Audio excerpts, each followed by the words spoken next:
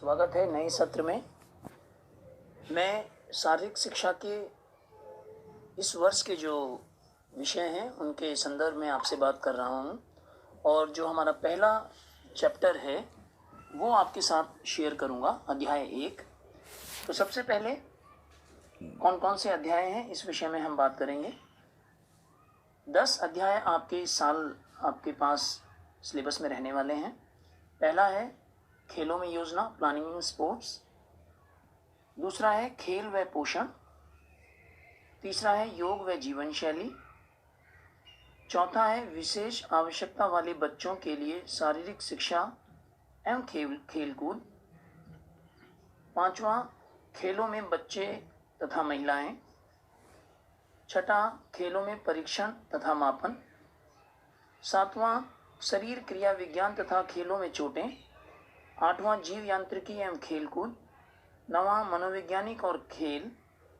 10वां खेलों में प्रशिक्षण। मैं आपके साथ जो भी बात कर रहा हूँ हमारे जो डिपार्टमेंट का सपोर्ट मटेरियल है उसके अंदर जो जो चीज़ें हमारे एक्सपर्ट के द्वारा बनाई गई हैं उनको आपके साथ शेयर करूँगा।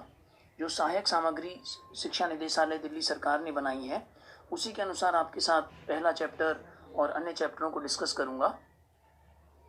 तो सबसे पहला जो हमारा चैप्टर है और इसके साथ मैं आपको बता दूं कि 70 नंबर का थियरी का पेपर आता है और 30 नंबर का प्रैक्टिकल होता है। प्रैक्टिकल का पार्ट के लिए एक अलग वीडियो बना के आपके साथ बात करूंगा। सबसे पहले ये जो 10 चैप्टर हैं इनके विषय में मैं बात करूंगा। खेलों में योजना, अध्याय 1। इस अध्याय के जो मुख्य बिंदु हैं, पहला योजना का अर्थ एवं उद्देश्य। दूसरा विभिन्न समितियों व उनके उत्तरदायित्व। तीसरा टूर्नामेंट्स, नॉकआउट, लीग या राउंड रॉबिन व कॉम्बिनेशन। चौथा फिक्सचर तैयार करने की प्रक्रिया, नॉकआउट, बाय व सीडिंग, लीग, साइकिलिंग व स्टेयरकेस। पांचवा स्थानांतर प्रतियोगिताएं व अंतर विद्यालयी प्रतियोगिताएं, अर्थ, उद्देश्य व इसका महत्व। विशिष्ट खेल कार्यक्रम, खेल दिवस, स्वास्थ्य दौड़ें, मनोरंजन के लिए दौड़ें, विशिष्ट कारणों के लिए दौड़ें, एकता के लिए दौड़ें। आज मैं आपके साथ जो मुख्य मुख्य बिंदु हैं उनके ऊपर बात करना चाहूँगा। सबसे पहले योजना का अर्थ व उद्देश्य। मैं आपको बता दूं कि ये चैप्टर जो है ये चैप्टर किसी भी खेल को किस प्रकार से हम आयोजित करते हैं। माना फॉर एन एग्जांपल कि हमारे विद्यालय के अंदर हमें खेलों का आयोजन करना है, जैसे हम स्पोर्ट्स डे करते हैं। तो स्पोर्ट्स डे में जैसे आपने देखा है कि हम डिसिप्लिन कमेटी बनाते हैं, हम एडवर्टीज़मेंट कमेटी भी बनाते हैं जो क्लासेस में जाती हैं, बात करती हैं कि भाई सबने पार्टिसिपेट करना है। हम फिक्सर्स भी ड्रॉ करते हैं, क्लास वाइज खिलाते हैं। हम हर क्लास का मैच हर क्लास से खिलाते हैं, फिर उनको प्राइजेस भी देते हैं। हम जजेस भी अपॉइंट करते हैं और आपने ये काम किया भी है। तो ये चैप्टर अब थोड़ा बड़े रूप में है कि यदि हमारे विद्यालय के अंदर बाहर से कुछ टीमें आएँ, माना दिल्ली के अलग अलग इलाकों से हमारे स्कूल के अंदर 10 टीमें खेलने आती हैं, तो हमें किन किन चीज़ों की आवश्यकता होगी। आप सोच सकते हैं कि एक टीम के अंदर अगर 10 प्लेयर हैं या 12 प्लेयर हैं, उनके साथ एक कोच भी आता है, एक मैनेजर भी आता है और वो हमारे विद्यालय में आएंगे, बैठेंगे। उनको पानी की आवश्यकता होगी, उनको ग्राउंड की आवश्यकता होगी, उनको खिलाने के लिए होगा, उनका डिसिप्लिन मेंटेन करना होगा, उनको रिफ़्रेशमेंट भी देना होगा।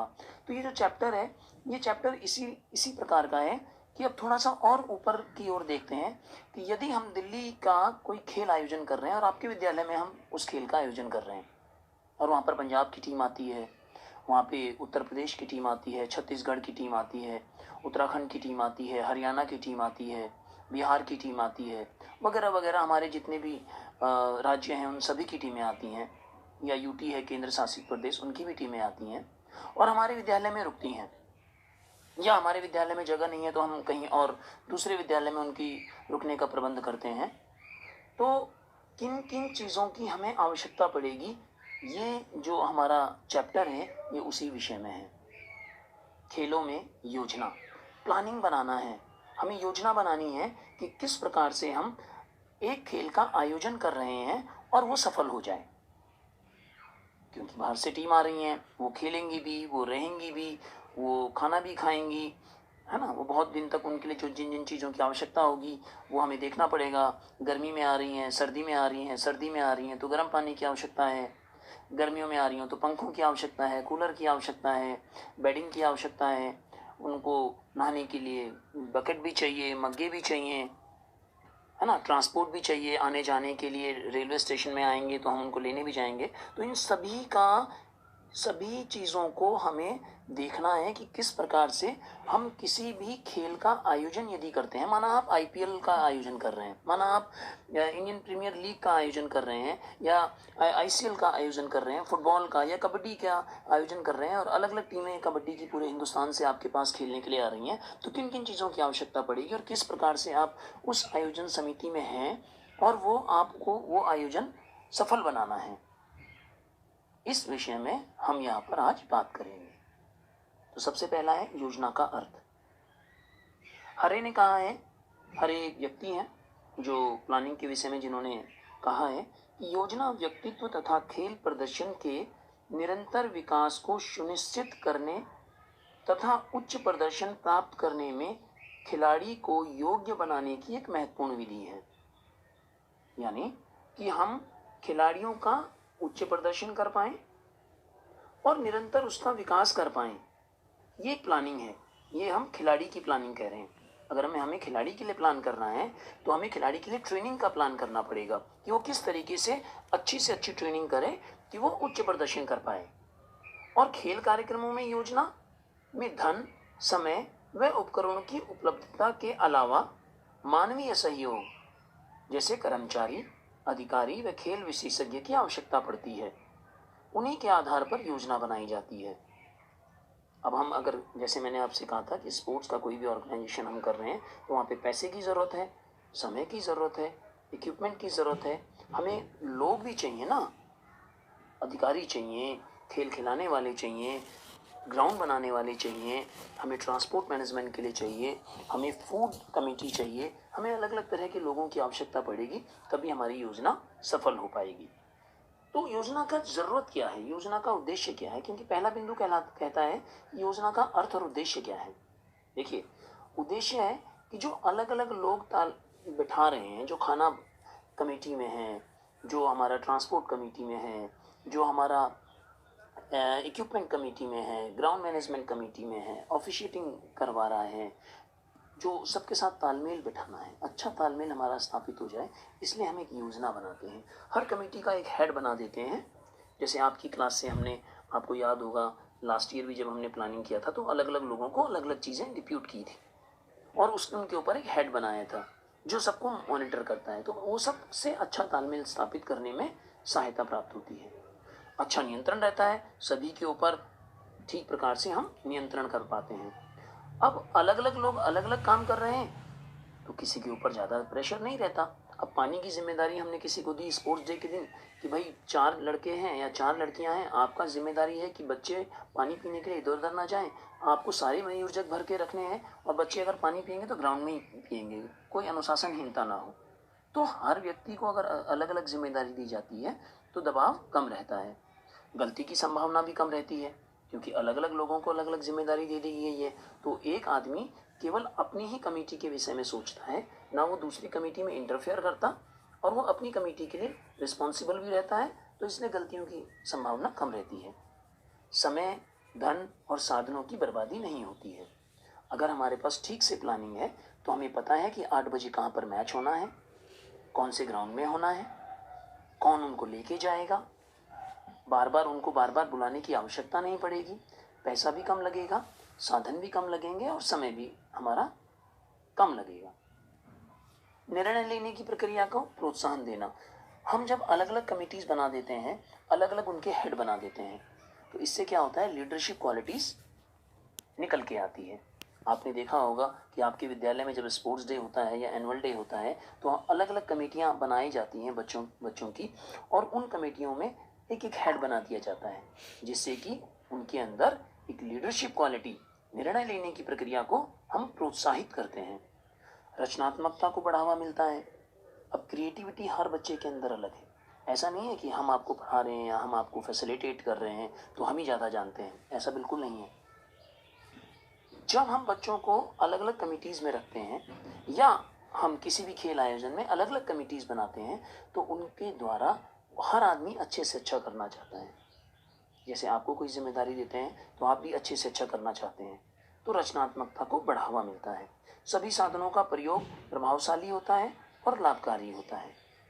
प्रबंधन को प्रभावशाली बनाना, जो पूरा का पूरा योजना बना रहे हैं, अलग अलग लोगों को अलग अलग जिम्मेदारी दे रहे हैं, तो उसमें जो हमारा प्रबंधन है वो प्रभावशाली बन जाता है। हम बजट को सुनिश्चित भी करते हैं कि हमने जो योजना बनाई है तो इसमें ट्रांसपोर्ट में, फूडिंग में, लॉजिंग में, प्राइस डिस्ट्रीब्यूशन में, ओपनिंग में, हर चीज़ में अलग अलग जगह पर कितना पैसा लगेगा ये भी हमें पता चल जाता है जब हम योजना बनाते हैं। तो जब हम योजना बना देते हैं तो सवाल ये उठता है कि हम बार बार बात कर रहे हैं कि ये वाली समिति होगी, ये वाली समिति होगी, तो जो इसका सबसे दूसरा पॉइंट है वह है विभिन्न समितियों व उनके उत्तरदायित्व। कौन कौन सी समिति हैं और उनका क्या क्या उत्तरदायित्व है। तो देखिए यहाँ पर आपके सामने जो ये दिखाई दे रहा है, ये हमने 3 भागों में इसको विभाजित किया हुआ है। यहाँ पर समिति हम शुरू में बना देते हैं और वो समिति प्रतियोगिता से पूर्व भी रहती है, प्रतियोगिता के दौरान भी रहती है और प्रतियोगिता के पश्चात भी रहती है। समितियां तो तीनों समय पर रहेंगी, लेकिन उनके काम करने के अलग अलग विभागों में हमने उनको बांट दिया है कि प्रतियोगिता से पूर्व कौन कौन काम कर रहा है और क्या क्या काम कर रहा है, प्रतियोगिता के दौरान क्या काम कर रहे हैं और प्रतियोगिता के बाद। समितियां तो अगर देखा जाए तो शुरू से लेकर अंत तक कार्य करती हैं, क्योंकि जब कार्य खत्म हो जाता है तो वो उसका हिसाब भी देती हैं प्रतियोगिता के बाद। तो प्रतियोगिता से पूर्व आपको ये दिखाई दे रहा है कि आयोजन समिति है, प्रचार समिति है। हम इसको एक बार पढ़ लेते हैं, फिर एक एक के बारे में थोड़ा डिस्कस करेंगे। क्रय समिति है, आवास तथा खानपान समिति है, सजावट व समारोह समिति, यातायात समिति, खेल मैदान व उपकरण समिति, वित्तीय समिति, प्रतियोगिता कार्यक्रम समिति, अधिकारियों के लिए समिति, प्राथमिक चिकित्सा समिति।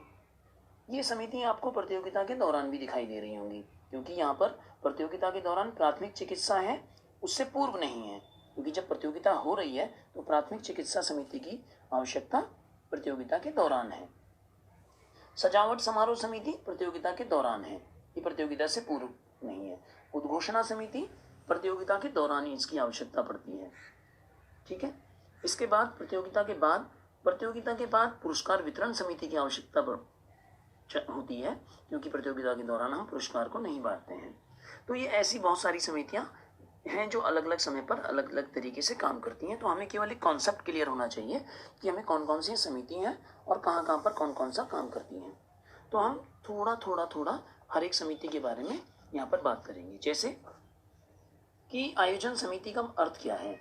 देखिए, आयोजन समिति या प्रबंधन समिति, यह समिति खेल प्रतियोगिता के आयोजन का संचालन से संबंधित सभी गतिविधियों में मुख्य रूप से जिम्मेदार होती है। ये समिति लगभग 1 माह पूर्व विभिन्न समितियों का गठन करती है और उनकी जिम्मेदारी सुनिश्चित करती है।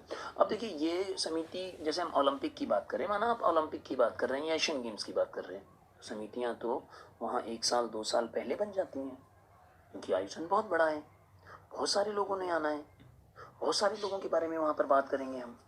वहाँ पे प्रचार समिति ही होगी, वो एडवर्टीजमेंट 6 महीने साल भर पहले शुरू कर देगी।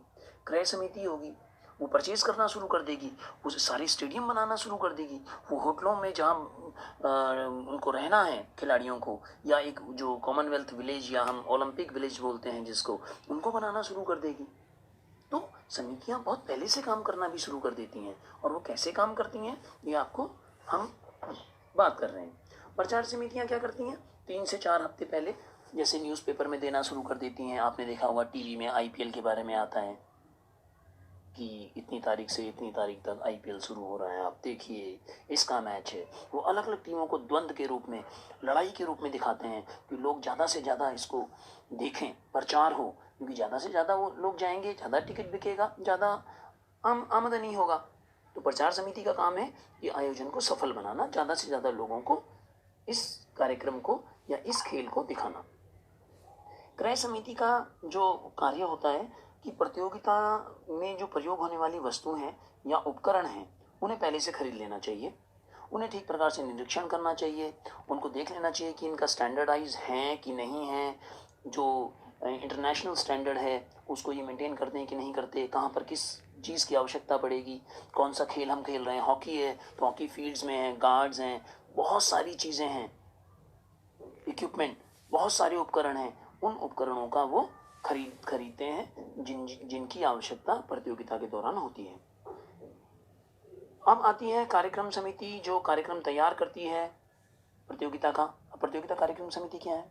टूर्नामेंट का फिक्सर बनाती है। ये बहुत इंपॉर्टेंट कमेटी है और हमारे लिए इम्पॉर्टेंट है। कमेटियाँ सारी इम्पॉर्टेंट है क्योंकि ये हमारे सिलेबस में है कि हम ये देखेंगे कि जैसे 15 टीमें आई हैं खेलने के लिए, अब हम आपसे कहेंगे कि 15 टीमों को खिलाना है, तो आपने 15 टीमों को खिलाना है। अब कौन सी टीम किसके साथ खेलेगी ये कौन तय करेगा? ये सोचना, ये बनाना कि कौन सी टीम किसके साथ खेलेगी, इसे फिक्सचर कहते हैं। कौन किसके साथ खेलेगा, कहाँ पर खेलेगा, किस ग्राउंड में खेलेगा, कब खेलेगा, सुबह खेलेगा, शाम को खेलेगा, दिन में खेलेगा, कौन से स्टेडियम में खेलेगा, कितने ग्राउंड्स हैं, ये सब का सब प्रतियोगिता कार्यक्रम समिति तय करती है। सजावट तथा समारोह समिति ये स्टेडियम को देखती है, जहाँ पे ओपनिंग होनी है या क्लोजिंग होनी है, ये उसकी सजावट देखती है, मंच देखती है, पूरी की पूरी स्टेडियम को, या स्कूल में अगर आप कोई आयोजन कर रहे हैं तो उसका आपने देखा होगा स्पोर्ट्स डे के टाइम पर ये पूरा सजावट देखती है। प्राथमिक चिकित्सा समिति ये आपके स्कूलों में भी होता है। स्पोर्ट्स डे के दौरान फर्स्ट एड बॉक्स लेके कुछ बच्चों को बिठा दिया जाता है कि यदि किसी को चोट लगे तो आप उनको वहाँ पर सहायता दें। अगर ये आयोजन बहुत बड़ा है तो हमें एम्बुलेंस की आवश्यकता होती है, हमें ऑन द स्पॉट डॉक्टर्स की भी आवश्यकता होती है ना। जिस प्रकार का हमारा कार्यक्रम होता है उस प्रकार से हमें वहाँ पर सुविधाएं देनी होती हैं। वित्तीय समिति यानी पैसा, वित्तीय यानी पैसा, सभी प्रकार का लेखा जोखा ये समिति तैयार करती है, ये बजट बनाती है कि कहाँ पर कितना खर्च होना है, कौन सी समिति को कितना पैसा अलॉट करना है, कौन किस तरीके से खर्च करेगा, और ये बाद में उनसे लेखा जोखा भी देती है। ट्रांसपोर्ट समिति, दिस इज वेरी इंपॉर्टेंट। आपके विद्यालय में या आप एक आयोजन समिति के हेड हैं और 15 राज्यों से टीमें आ रही हैं, तो अमूमन रेलवे स्टेशन या बस के द्वारा आते हैं। तो आपको पता होता है कि वो कौन सी डेट को आ रहे हैं, क्योंकि अगर माना 4 तारीख से आपके यहाँ प्रतियोगिता है तो 3 तारीख, 2 तारीख, 1 तारीख से आना शुरू कर देते हैं, लगभग 1 या 2 दिन पहले। तो आपको अपॉइंट करना है कि पता करना है कि वो कैसे आ रहे हैं। ये इस ट्रांसपोर्ट समिति का काम है। कितने बजे आ रहे हैं, कितने लोग आ रहे हैं, कैसे आप उनको लेके आएंगे, कहाँ उनको लेके जाएंगे, उसके बाद वो उनका मैच किसके साथ है। तो हम हर टीम के साथ 2-2 लोगों को उस ट्रांसपोर्ट समिति के साथ लगा देते हैं कि वो उन टीमों को ही लाना, ले जाना, उनके मैच कराना, उनको जहाँ से उनको पिक किया है उनको बाद में ड्रॉप करना, सब कुछ ये ट्रांसपोर्ट समिति का काम होता है। भोजन और आवास समिति, भोजन और आवास समिति का कार्य होता है कि जहाँ पर वो लोग ठहरे हैं वहाँ पे ब्रेकफास्ट, लंच, डिनर की पूरी तरह से व्यवस्था कराना। अब माना एक टीम का मैच 8 बजे है, अब ब्रेकफास्ट तो तैयार 8 बजे होता है, लेकिन उस टीम को 8 बजे के मैच के लिए तो 7 बजे जाना है। तो उस समिति को ये ध्यान रखना है, जो डिप्यूट किए गए हैं उन लोगों उनके साथ, कि उनको ब्रेकफास्ट या तो एडवांस में दिया जाए या ब्रेकफास्ट उनको रेडी करके दिया जाए कि वो वहाँ पर कर लें। ये उनके जुरिडिक्शन में आता है कि उनको किस प्रकार से करना है, टीम और उनका मामला होता है। यानी हर टीम का ब्रेकफास्ट, लंच और डिनर की जिम्मेदारी समिति की होती है। और रहने की, कहाँ पर रहेंगे, कौन से रूम होंगे, कितने इनको गद्दे रजाई अलॉट करने हैं, कितने बेड देने हैं, जिस प्रकार का आयोजन है उस प्रकार से ये समितियाँ काम करती हैं। अधिकारियों की समिति होती है। ये मैंने मोटी मोटी समितियों के बारे में मैं बात कर रहा हूँ, केवल मोटी मोटी समितियाँ, क्योंकि अगर क्वेश्चन में आता है तो 5 समिति, 6 समिति, 7 समिति आती हैं, तो आप इसको गो थ्रू हो जाएंगे तो आपको ज़्यादा समझ में आएगा। मैंने मोटा मोटा आपको समझा दिया है। Umpires, referees, record, lab scorer, अगर एथलेटिक्स की बात कर रहे हैं तो, है ना, जिस प्रकार का मैचेस हम करा रहे हैं, 2 एम्पायर की ज़रूरत है, रेफरी की ज़रूरत है ना, अलग अलग चीज़ों की ज़रूरत है, जजेस की ज़रूरत है। जिस चीज़ का मैच है, लॉन्ग टेनिस का है, हॉकी का है, वॉलीबॉल का है, फुटबॉल का है, जो भी आप आयोजन कर रहे हैं, ओलंपिक का है, अलग अलग जगह पर अलग अलग रेफरीज की आवश्यकता है, अलग अलग ऑफिशियल्स की आवश्यकता पड़ती है। तो अधिकारियों की एक समिति होती है, वही सारा निर्णय लेती है। कोई भी डिस्प्यूट होता है तो वही निर्णय लेती है, उनका निर्णय अंतिम होता है। तो मैं यहाँ पर कुछ समितियों के बारे में आपसे मैंने बात किया है। इसमें हो सकता है कोई समिति छूट गई हो, लेकिन उसके बारे में अगर होगा तो हम विस्तार में बाद में भी बात कर लेंगे। अब इसके बाद जो अगला पॉइंट आता है वो आता है कि टूर्नामेंट क्या है। देखिए, टूर्नामेंट हमने अभी बात किया कि हॉकी का टूर्नामेंट हम करा रहे हैं या आईपीएल का टूर्नामेंट करा रहे हैं, वो टूर्नामेंट है। अब आपने देखा होगा, हम यहाँ पे एग्जाम्पल लेके चलते हैं कि आईपीएल का हम टूर्नामेंट करा रहे हैं, और टूर्नामेंट जो हम करा रहे हैं वो 2, 3, 4, 5, 7, 8, 10, 12 जितनी भी टीमें आती हैं उनके बीच में कराते हैं। अमूमन जितने भी बड़े टूर्नामेंट होते हैं वो 2 प्रकार के होते हैं। वो पहले आपस में खेलते हैं, हर टीम से खेलती है, फिर उनको रैंकिंग दी जाती है। जो ज़्यादा मैच जीतती है वो ऊपर रहती है, जो कम जीतती है वो नीचे रहती है। पूल्स में भी खेलते हैं ये लोग, ए पूल, बी पूल, सी पूल, डी पूल। और जो पूल ए का विनर, बी का विनर, सी का विनर, डी का विनर, ये आपस में खेलते हैं। या ए का लूजर, 2 टीमें हम निकाल लेते हैं, winner loser, winner loser, winner loser, winner loser, अगर 4 पूल हैं तो इट डिपेंड्स। और वो आपस में खेलते हैं नॉकआउट। टूर्नामेंट 2 प्रकार के होते हैं, लीग एंड नॉकआउट। लीग में हर टीम के साथ खेलती है। जो टीम ज़्यादा मैच खेल लेती है, ज़्यादा मैच जीत जाती है, उसको ज़्यादा पॉइंट मिलते हैं और वो विनर कहलाती है। नॉकआउट में एक टीम के साथ खेलती है, जो हार जाती है वो अपना बिस्तरा बोरा बांधती है और घर बैठ जाती है, क्योंकि हारने वाली टीम को नॉकआउट में दोबारा चांस नहीं मिलता है। जीतने वाली टीम अगले राउंड में चली जाती है, वो फिर दूसरे टीम से खेलती है। दोनों में से जो हार जाता है वो बाहर हो जाता है, जो जीत जाता है वो अगले राउंड में चला जाता है। इसके लिए विस्तार से हम बात करेंगे। पहले आपको केवल इतना पता होना चाहिए कि टूर्नामेंट क्या होता है। टूर्नामेंट में जो टीमें खेलती हैं, हमारा जो उद्देश्य होता है, विनर को ढूंढना होता है, विजय टीम को देखना होता है, और ज़्यादा से ज़्यादा मैच लोगों का मनोरंजन करना होता है। टूर्नामेंट का उद्देश्य होता है लोगों को ज़्यादा से ज़्यादा इन्वॉल्व करना, खेल को बढ़ावा देना, है ना। समय की कम बर्बादी हो, धन की कम बर्बादी हो, उपलब्ध मैदान हम करा पाएँ, उपकरण दे पाएँ, ये टूर्नामेंट का उद्देश्य होता है। नॉकआउट टूर्नामेंट मैंने बता दिया कि जो टीम हार जाती है वो बाहर हो जाती है। लीग में हर टीम से खेलती है। दूसरा है कॉम्बिनेशन टूर्नामेंट, जो हम अभी बात कर रहे थे, IPL, league cum knockout. Combination tournament, league cum knockout के बारे में हम बात करेंगे मेनली, क्योंकि ये होते तो आगे भी हैं, लेकिन हम केवल अभी यहाँ पर लीग कम नॉकआउट के बारे में बात करेंगे, क्योंकि जो हमारे सिलेबस में है। क्योंकि हमारे सिलेबस में ये नहीं दिखाता है कि कौन सी टीम कैसे खेल रही है। कॉम्बिनेशन टूर्नामेंट में क्या होता है, लीग कम नॉकआउट करने के बाद, वैसे हमारे सिलेबस में कॉम्बिनेशन नहीं है, हम कॉन्सोलेशन टूर्नामेंट की तरफ चलते हैं। कॉन्सोलेशन टूर्नामेंट,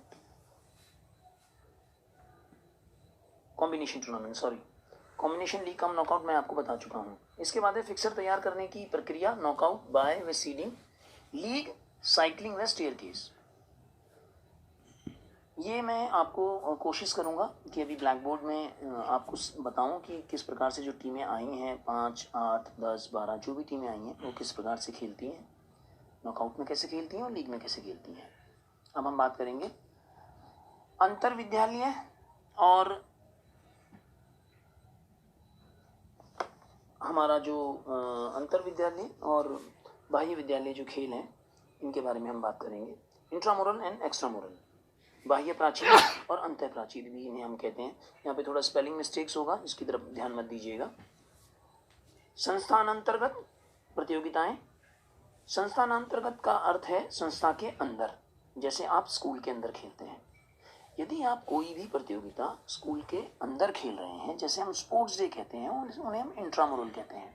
क्योंकि ये जो इंट्रामुरल है ये 2 शब्दों से मिलकर बना है। इंट्रा माने अंदर, मुराल माने दीवार। दीवार के अंदर जो खेल खेले जाते हैं उन्हें इंट्रामुरल्स कहते हैं। एक्स्ट्रामुरल्स, दीवार के बाहर जो खेल खेले जाते हैं उन्हें हम एक्स्ट्रामुरल्स कहते हैं। दीवार के बाहर यानी सड़क पे नहीं। इंट्रामुरल माने जो हम स्कूल के अंदर खेल रहे हैं। जैसे आपकी हॉकी की टीम, वॉलीबॉल की टीम, कबड्डी की टीम, क्रिकेट की टीम एक आपके स्कूल की बनके दूसरे स्कूल में खेलने जाती है, वो एक्स्ट्रामुरल्स है, वो बाह्य प्राचीर है। तो अंतर प्राचीर क्या हो गया? कैंपस के अंदर होने वाले क्रियाकलाप, कोई भी खेल जिसमें हर विद्यार्थी भाग ले सके। इसका उद्देश्य क्या है कि हर विद्यार्थी भाग ले। स्पोर्ट्स डे, ज़्यादा से ज़्यादा विद्यार्थी भाग ले सकें, हम ज़्यादा से ज़्यादा साधनों का प्रयोग कर सकें, हम कौशल दिखा पाएं, हम बच्चों में खेलने की आदत डाल पाएं, हम बच्चों में सामाजिक गुण, हम उनके अंदर फ्रेंडशिप की भावना ला पाएं, हम उनके अंदर अपने आप को प्रदर्शित करने की भावना ला पाएं, ज़्यादा से ज़्यादा स्पोर्ट्स लवर बना पाएं, हेल्थ के लिए कॉन्शियस कर पाएं, वो है इंट्रामुरल्स, दीवार के अंदर खेलने वाले खेल। एक्स्ट्रामुरल्स में ने जब एक टीम बनकर बाहर जाती है खेलने के लिए, उसे एक्स्ट्रामुरल कहते हैं। ये हम अपने कैंपस से दूसरे कैंपस पे खेलने जाते हैं। इसमें हम इसे इंटर स्कूल कह सकते हैं, हम इसे इंटर डिस्ट्रिक्ट कह सकते हैं, हम इसे स्टेट लेवल कह सकते हैं, हम नेशनल लेवल कह सकते हैं, इंटरनेशनल लेवल कह सकते हैं। ये सब एक्स्ट्रामुरल्स हैं। तो अब हम जो बात करेंगे इसके बाद कि आपको ये दोनों चीज़ें समझ में आ गई हैं, ये बहुत इंपॉर्टेंट है, इंट्रामुरल एंड एक्स्ट्रामुरल। एग्ज़ाम में इसके उद्देश्य भी आते हैं, ये क्यों खेला जाता है, कैसे खेला जाता है, इसके क्यों इसको बनाया गया है। देखिए, इंट्रामुरल का जो उद्देश्य है वो है बच्चों के अंदर शारीरिक, मानसिक, भावनात्मक और सामाजिक विकास करना। ये हमने 11th में भी बात किया था कि जो फिजिकल एजुकेशन का एम है, लक्ष्य है, वो है शारीरिक, मानसिक, भावनात्मक और सामाजिक विकास करना। और यही है स्पोर्ट्स डे का यानी इंट्रामुरल का उद्देश्य। बच्चों के अंदर नैतिक मूल्यों का विकास करना, बच्चों को स्वास्थ्य के बारे में जानकारी देना या उन्हें जागरूक करना, बच्चों के अंदर जो लड़ाकू प्रवृत्ति हम कह सकते हैं या हम उसे सरप्लस एनर्जी कहते हैं। हर्बर्ट स्पेंसर एक वैज्ञानिक हैं, साइकोलॉजिस्ट हैं, उन्होंने कहा कि बच्चों के अंदर सरप्लस एनर्जी है, अगर हम उन्हें स्पोर्ट्स में डाल देते हैं, प्ले वे थियरी है ये, तो वो अपना अंदर का जो भी एनर्जी है उसे लेंट आउट कर देते हैं। तो हमारा उद्देश्य क्या है? बच्चों के अंदर जो सरप्लस एनर्जी है उसे बाहर लाना, बच्चों को चुस्त बनाना, बच्चों को तरोताज़ा रखना, बच्चों को मनोरंजन प्रदान करना, उनके लिए भरपूर अवसर देना, उनके अंदर नेतृत्व के गुण पैदा करना। ये बहुत सारे हमारे इंट्रामुरल के और एक्स्ट्रामुरल के उद्देश्य हो सकते हैं। इसके बाद आते हैं हम विशिष्ट खेल कार्यक्रम में। देखिए, खेल कार्यक्रम आपने देख लिए कि हमने हॉकी का करवाया, वॉलीबॉल का करवाया, हमने योजना बनाई, हमने कंपटीशन कराया, नॉकआउट कराया, लीग कराया, हमने एक विनर ढूंढा, उसको प्राइज दिया, बाय बाय कर दिया। अब एक और खेल कार्यक्रम है जिसे हम विशिष्ट खेल कार्यक्रम कहते हैं। इसका अर्थ होता है समाज में एकता लाना, समाज में स्वास्थ्य को बढ़ावा देना, बीमारियों से बचाना, बीमारियों के बारे में जागृति करना और धर्मार्थ संस्थाओं के लिए धन संचय करना भी होता है। जैसे कैंसर पीड़ितों के लिए धन इकट्ठा करने के लिए हम कोई खेल खिलवा देते हैं, टीबी के लिए खिलवा देते हैं, हम हेल्थ कॉन्शियस जागरूकता पैदा करने के लिए समाज में मैराथन कराते हैं। एयरटेल मैराथन आपने सुना होगा, बहुत सारी मैराथन हमारे, हाफ मैराथन हैं, छोटी छोटी मैराथन, बड़ी बड़ी मैराथन हमारे बीच में होती रहती हैं कि समाज के अंदर जागरूकता हो। उसमें रन फॉर फन हो सकता है, अभी फिट इंडिया कार्यक्रम है, आपके स्कूल में भी हमने क्रॉस कंट्री कराई थी 3 किलोमीटर 5 किलोमीटर की, आप लोग भागे थे ना। तो वो क्या है? समाज के अंदर जागरूक करना। राष्ट्रीय खेल दिवस उसमें हो सकता है कि हम राष्ट्रीय खेल दिवस मनाएं। ये विशिष्ट खेल कार्यक्रम है, इसके लिए कोई प्राइजेस नहीं है, कोई मोटिव नहीं है, कोई बाहर से टीमें नहीं आ रही हैं, हम खुद खेल रहे हैं, हम जागरूक कर रहे हैं, हम स्वास्थ्य दौड़ें लगा रहे हैं, हम मनोरंजन के लिए दौड़ रहे हैं कि रन फॉर फन। इसके ऊपर शॉर्ट नोट्स भी आते हैं, तो इसके विषय में हम विस्तार से बाद में बात करेंगे। विशिष्ट कारणों के लिए दौड़ सकते हैं, या जैसे अभी यूनिटी फॉर रन हमने पटेल जी के लिए अभी हमने यूनिटी फॉर रन की करा था। तो ये सब हमारा राज्य सरकार या हमारी केंद्र सरकार अलग अलग तरह से जागरूक करती है समाज को, देश को, कि वो एक सूत्र में बंध जाएं, या स्वास्थ्य के प्रति जागरूक हों, या खेल के प्रति जागरूक हों। फिट इंडिया कार्यक्रम, ये सब क्या है? स्पेशल स्पोर्ट्स कार्यक्रम है, विशिष्ट खेल कार्यक्रम है। तो विशिष्ट खेल कार्यक्रम में खेल दिवस हो सकता है, स्वास्थ्य दौड़ें हो सकती हैं, रन फॉर फन हो सकता है, विशिष्ट कार्यक्रमों के लिए दौड़ हो सकती है, एकता के लिए दौड़ हो सकती है। तो देखिए, मैंने आपके साथ पूरा का पूरा ये डिस्कस कर लिया है। अब आपको जो मैंने पीडीएफ भेजा है, मैंने, आपने डाउनलोड कर लिया होगा, जो हमारा सपोर्ट मटेरियल का है। अब आप इसको अगर पढ़ेंगे तो आपको बहुत अच्छे से समझ में आएगा। अगर नहीं आएगा तो प्लीज़ मुझसे शेयर कीजिए, मुझसे पूछिए, I will explain here. Thank you so much. अब मैं इसके बाद आपको फिक्सर में नॉकआउट और लीग के बारे में बताऊंगा। Thank you.